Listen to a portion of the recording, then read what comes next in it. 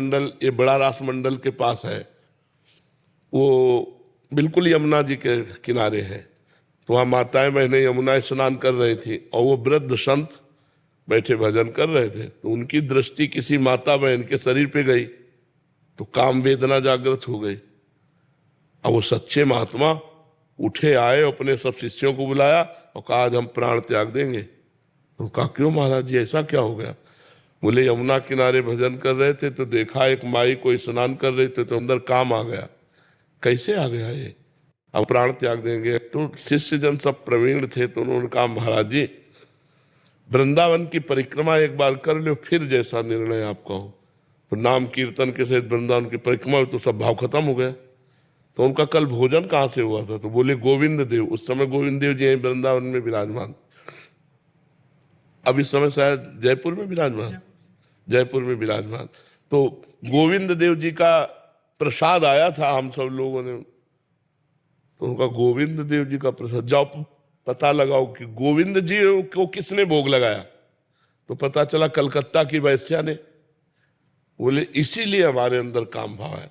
कलकत्ता की वैश्या, वैश्यावृत्ति से कमाया हुआ धन और उसे गोविंद देव जी का भोग लगा। तो गोविंद देव जी तो भगवान है, लेकिन अपने लोग तो, वो बहुत गुस्सा हुए, गए गोविंद देव जी के मंदिर में और कहा प्रसाद ना पावे तो अपमान होता है प्रसाद का, और प्रसाद पावे तो बुद्धि। अब बताओ हम क्या करें? तो उनको गोविंद देव भगवान ने स्पष्ट कहा, वो सिद्ध महापुरुष थे, कि प्रसाद का किनका ले लो। किसने कहा भरपेट प्रसाद पाओ, मांग के मधुकरी पाओ।